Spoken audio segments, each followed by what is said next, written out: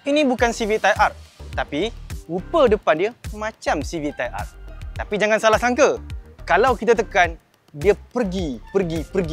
Dia akan makan kereta turbo bersaiz kecil untuk sarapan pagi je. Dan inilah dia, Honda Civic Type R eHEV. Silap. Honda Civic RS eHEV, bukan Civic Type R. Dan seperti biasa, kepada penonton yang baru jumpa channel Mekanika, boleh tekan like, boleh tekan subscribe, boleh tekan share dekat YouTube, Facebook, TikTok dan juga Instagram Mekanika Malaysia. Dan jangan lupa untuk WhatsApp saya dekat Netflix.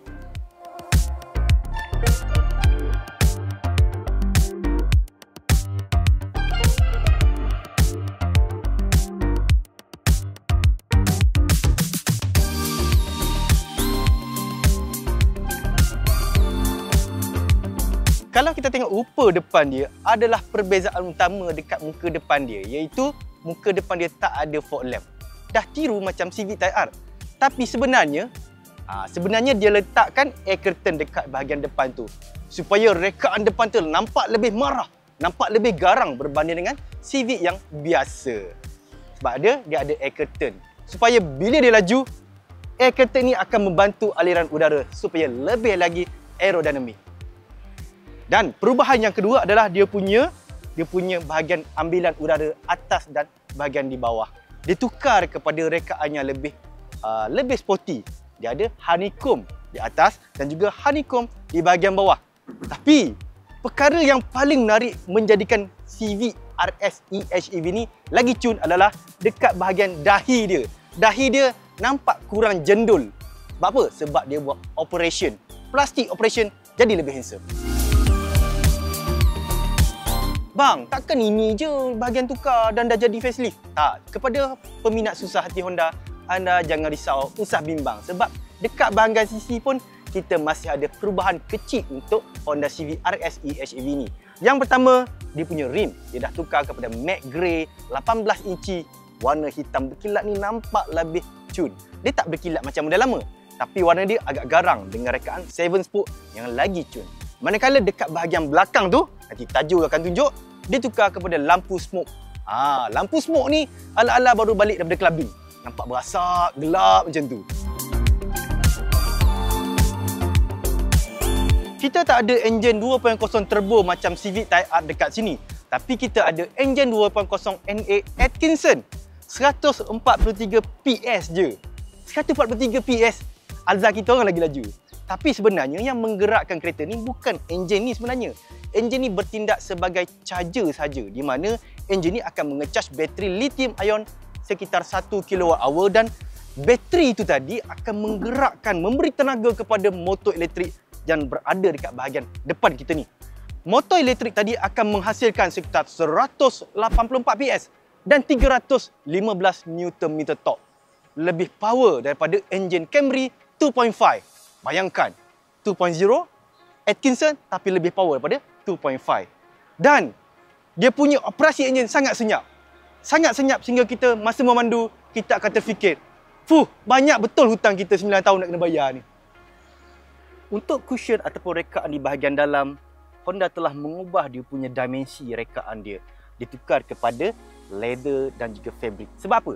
Sebab dia tak nak, kalau kita masuk kereta ni berpuluh-puluh dan kita layan selekoh, kita tersandar sana, tersandar sini kan. Rekaan ini kena cantik dan juga melekat bila kita bawa laju-laju. Itu yang paling best. Dan kalau kita tengok dekat bentangan papan pemuka ni, ada dia punya lining warna merah.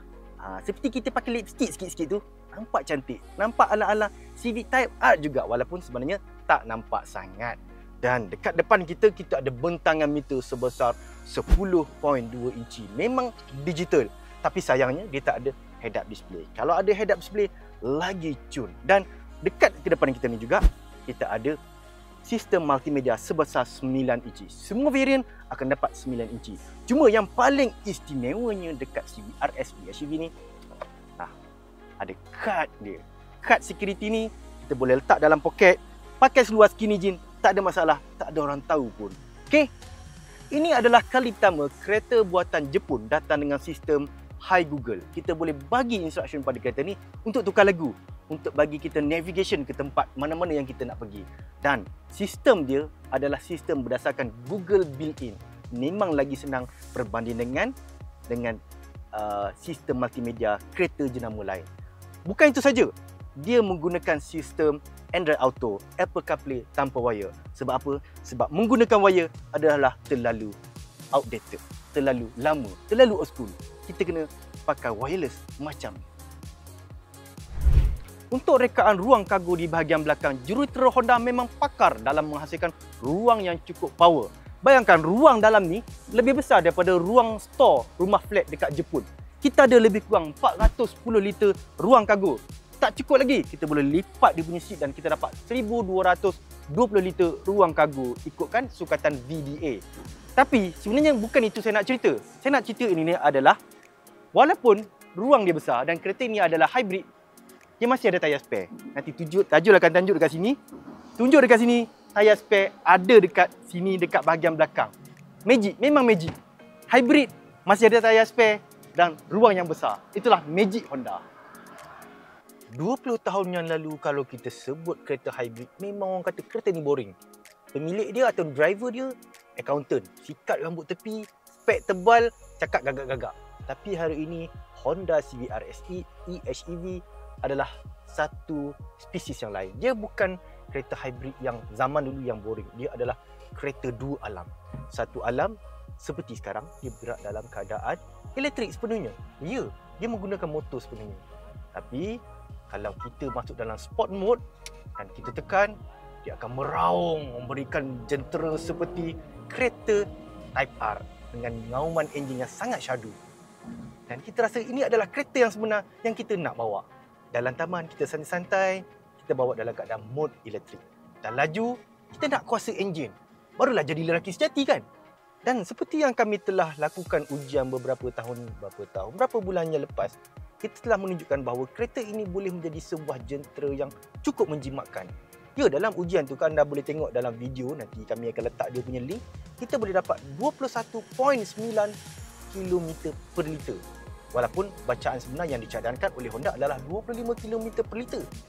Tetapi untuk setiap hari pemaduan actual dia boleh pergi sampai 21.9 adalah satu angka yang cukup munasabah untuk kereta sepower macam ni.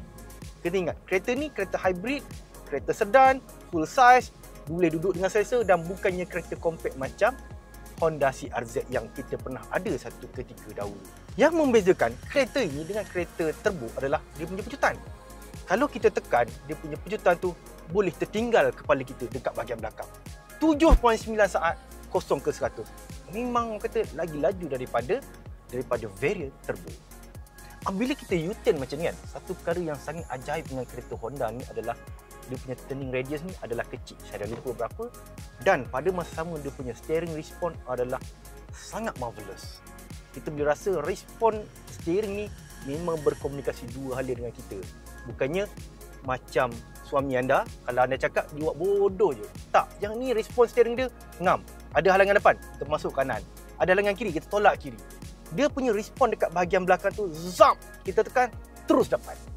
Namun, pada masa yang sama, kita tak memaksa kereta ni menjadi terlalu kaku, menjadi terlalu keras. Sifir zaman dahulu, kalau kita nak suspension yang sedap, respon steering yang sedap, kita kena pakai suspension yang keras macam batu, macam wan tu. Pakai kancil, letak suspension lori. Memang tak jadi. Dia kena suspension tu, dia kena malar. Dia kena orang kata seimbang antara lembut dan juga kereta yang bila kita masuk dia punya steering, kita terus dapat. Ngap. Tekan pedal minyak, masuk steering, terus dapat. Tak, dia kena seimbang. Jadi, kalau kita tengok kereta CVR SE eHEV ni, dia punya suspension adalah seimbang.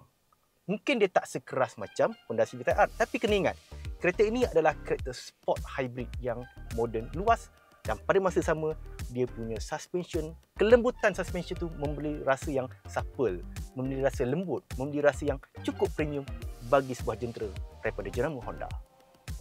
Gabungan antara suspension dengan steering tadi menjadikan bila kita masuk dekat selekoh, seolah-olah tayar kereta ni melekat dekat atas jalan. Macam gun 3M kita pasang dekat tayar tu. Memang sedap. Perkara lain yang boleh dipuji berkenaan dengan kereta ni adalah dia punya A-pillar. A-pillar ni adalah contoh di mana bagaimana rekaan sebuah kereta, dia punya kokpit, dia punya susun atur ni adalah sangat terbaik. Sebab apa? Sebab Kalau kita tengok dia punya rekaan ini adalah sangat minima, dia tolak ke depan. Dia punya shoulder line ni direndahkan, manakala dia punya side mirror diposisikan ke belakang sikit. Menjadikan ruang visibility forward kita kat depan ni sangat cantik. Seolah-olah kita tak ada blind spot di bahagian depan tu yang cukup bermasalah seperti kereta lain.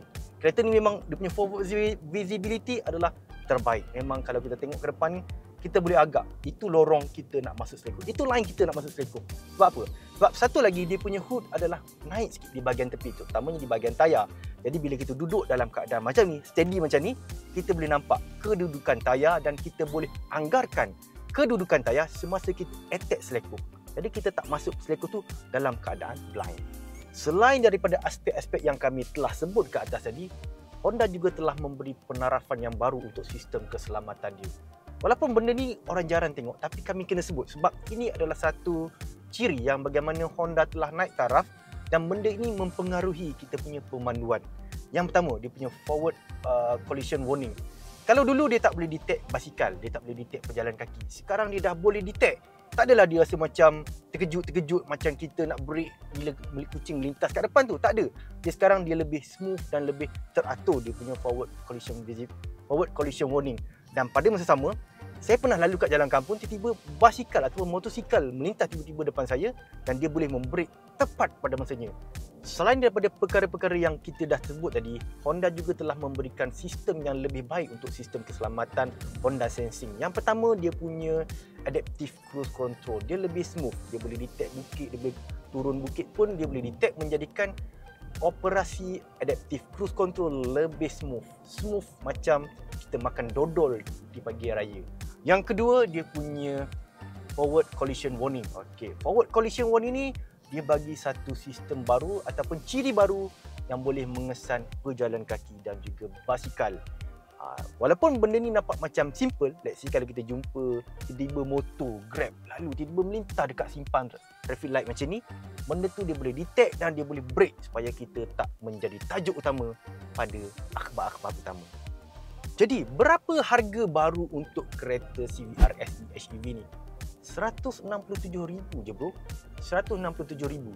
Seposen pun Honda tak naik. Walaupun Honda dah beri design yang baru, dia bagi ciri yang baru, dia bagi design dalam yang baru, macam-macam penarafan yang baru, tapi RM1 pun dia tak naik. Ini adalah satu tindakan terpuji dan wajar diikuti oleh pengeluar kereta lain.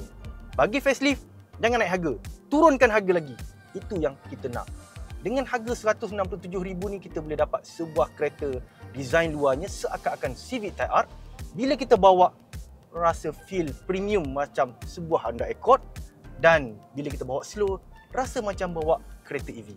Bila bawa laju, rasa kereta sport. Dia adalah satu harga yang kata sedap, berbala. Memang boleh beli Honda ni. Saya rasa kalau saya ada duit pun, saya nak rompak bos saya akan beli kereta ni. Dengan 167,000 tadi, kita dapat 5 tahun jaminan. Tak payah risau. Tak payah hantar ke luar. Hantar je dekat Honda. Sebab bila hantar ke Honda, kita punya komponen hybrid dapat tambahan 8 tahun jaminan untuk motor dan juga bateri tadi. Jadi, 167,000 jaminan dapat kereta cun rasa premium ala-ala kereta elektrik pun ada. Inilah dia Honda Civic RS EHEV. Sekian saja kami punya review berkenaan dengan Honda Civic RS EHEV. Sehingga kita berjumpa lagi, boleh tekan like, boleh tekan subscribe, boleh tekan share dekat YouTube, Facebook, TikTok dan juga Instagram Mekanika Malaysia. Bila tekan like, barulah kami bersemangat untuk menghasilkan lebih banyak review berkenaan dengan kereta-kereta bukan elektrik. Kami memang tak suka sangat kereta elektrik. Bye-bye.